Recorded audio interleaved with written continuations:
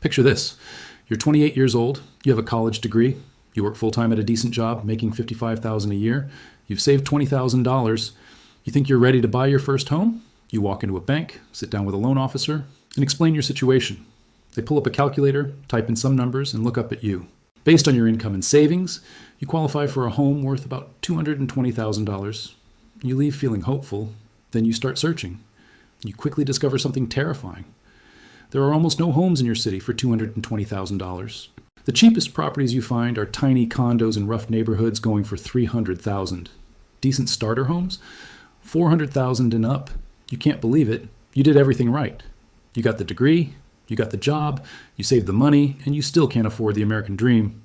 Welcome to housing in 2026. I'm here today to break down exactly why housing has become impossible for an entire generation. We'll look at the real numbers, the structural forces that created this crisis, and most importantly, the actual strategies that are still working for people who managed to break through. Stay until the end because I'm going to show you specific markets where prices are actually falling and programs that can give you up to $50,000 in down payment assistance that almost nobody knows about. Let's start with the current reality. As we kick off 2026, the average 30-year fixed mortgage rate sits at 6.15%. That's the lowest it's been in a full year, which sounds like good news. But let's put it in context. Just 5 years ago in 2021, rates were under 3%. Some people locked in rates as low as 2.65%. Today's 6.15% means your monthly payment is literally double what someone with a 3% rate pays for the same house. Home prices have climbed 55% since 2020, 55% in just 6 years. Meanwhile, wages have grown maybe 20 to 25% if you're lucky. The gap between income growth and home price growth has never been wider in modern American history. The median home price in America right now hovers around $400,000. For that median home, at today's rates, you're looking at a monthly payment around $2,400 to $2,600. That's just principal and interest. Add property taxes, insurance, and HOA fees, and you're easily over $3,000 a month. To afford that comfortably, following the traditional rule of spending no more than 30% of your income on housing, you need to earn at least $120,000 a year. $120,000. The median household income in America, around $75,000. See the problem? More than half of American households literally cannot afford the median-priced home. It's mathematically impossible. Let's talk about what this means for young people specifically. Only 26% of Gen Z adults own homes. 26%. When baby boomers were the same age, 40% owned homes. Millennials aren't doing much better. Homeownership among millennials sits at 55% and hasn't budged since 2023. It's stagnant. The average age of a first-time homebuyer has climbed into the late 30s, pushing 40. Back in 1981, it was 29. We've lost a full decade. Here's an even more disturbing stat. 72% of Gen Z renters believe they'll be forced to rent forever. Almost 3/4 have given up on the idea of homeownership entirely. 49% think it's so far out of reach, there's no point in even trying to save. This isn't teenage pessimism. This is rational analysis based on cold, hard math. So, how did we get here? How did the American dream of homeownership transform into an impossible fantasy for millions of people? The answer is a perfect storm of factors that all hit at once. First, the supply crisis. America is short between 2 and 6 million homes depending on whose estimates you believe. We simply have not built enough housing to keep pace with population growth and household formation. Why? NIMBYism, or not in my backyard. Wealthy homeowners in desirable areas fight tooth and nail against new construction.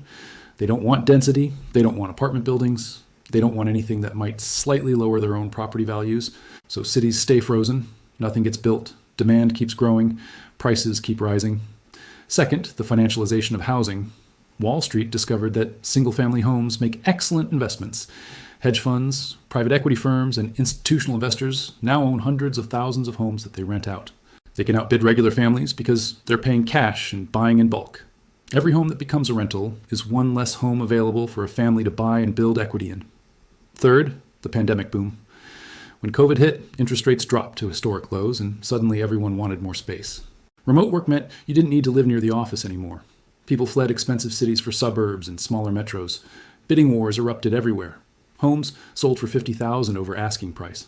Sellers got spoiled, and once prices shot up, they never came back down. Fourth, the rate spike of 2022 and 2023. The Federal Reserve, trying to fight inflation, raised interest rates at the fastest pace in 40 years. Mortgage rates went from 3% to over 7% in less than 18 months. That destroyed affordability overnight. Your purchasing power got cut in half. A house that was affordable at 3% became impossible at 7%. And now here's the kicker. Even though rates have come down slightly to 6.15%, they're still double what they were a few years ago. So affordability is still terrible. But there's another factor most people don't talk about. The lock-in effect. Millions of homeowners have mortgages with rates below 4%, many below 3%. These people are never moving. Why would they? If they sell their house and buy another one, they'd have to give up their 3% rate and take on a 6 or 7% rate. Their monthly payment would skyrocket even if they bought a similar house. So they stay put. They renovate instead of moving. They add on to their existing home rather than upgrading to a bigger one. This keeps millions of homes locked away from the market.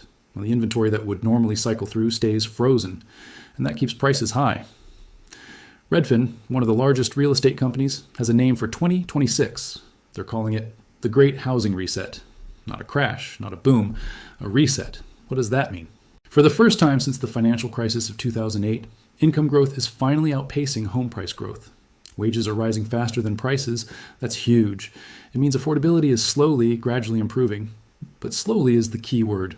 Home prices are still expected to rise 1% to 2% this year. That's the slowest growth we've seen in years, but it's still growth. Prices aren't falling nationwide. They're just rising more slowly. And that slight improvement in affordability will be enough to bring some buyers off the sidelines. Existing home sales, which have been stuck around 4 million properties for the past few years, are expected to tick up to maybe 4.2 or 4.3 million. That's only a 5% increase. But after years of a frozen market, any movement feels significant. Now here's where it gets interesting. While the national picture shows slow price growth, 22 major cities are actually expected to see prices decline in 2026. 22? Most of these are in the Southeast and the West. Places like parts of Florida, Texas, Arizona, and inland California. Why are these markets cooling?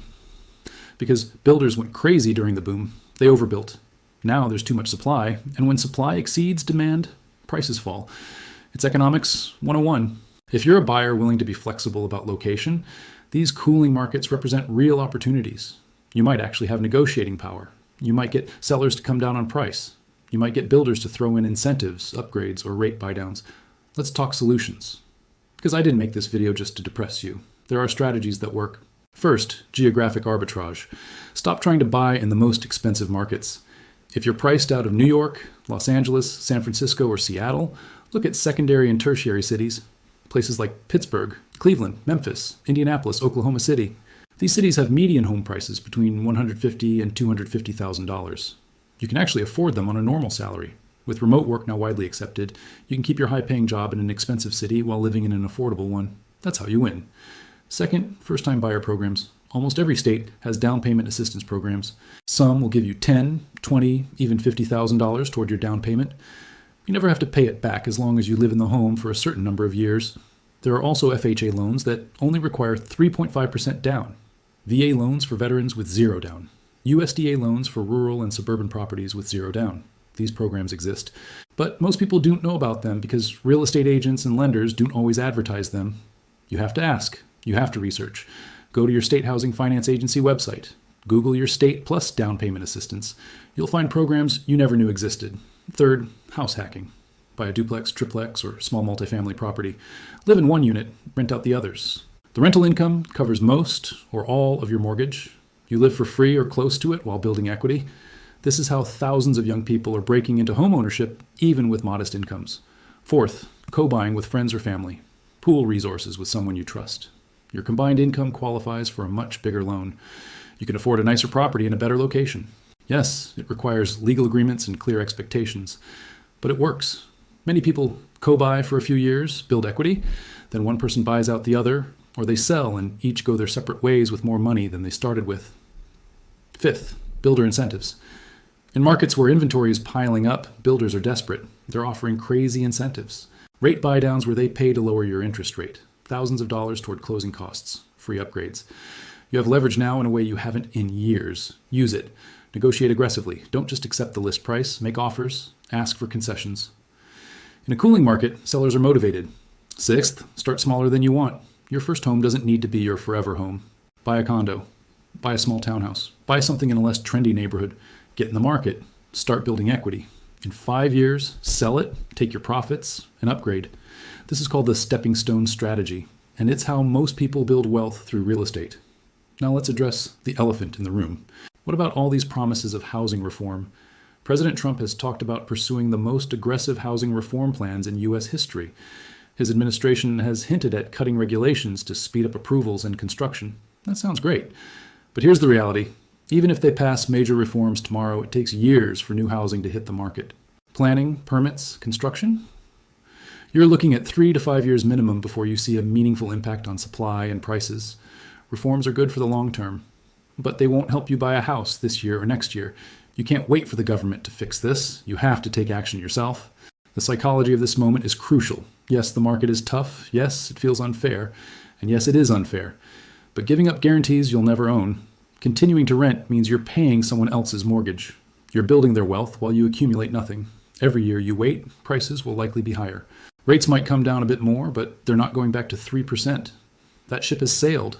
The window of opportunity might be narrow, but it exists. Prices are rising slower than they have in years. Some markets are actually declining. Rates, while still high, are better than they were in late 2024 and most of 2025. Inventory is slowly improving. If you're strategic, if you're flexible, if you're willing to make compromises, you can still make it happen. Here's my challenge to you. This week, do 3 things. 1, calculate exactly how much home you can afford using an online calculator. Be realistic about your income, debts, and savings. 2, research your state's down payment assistance programs.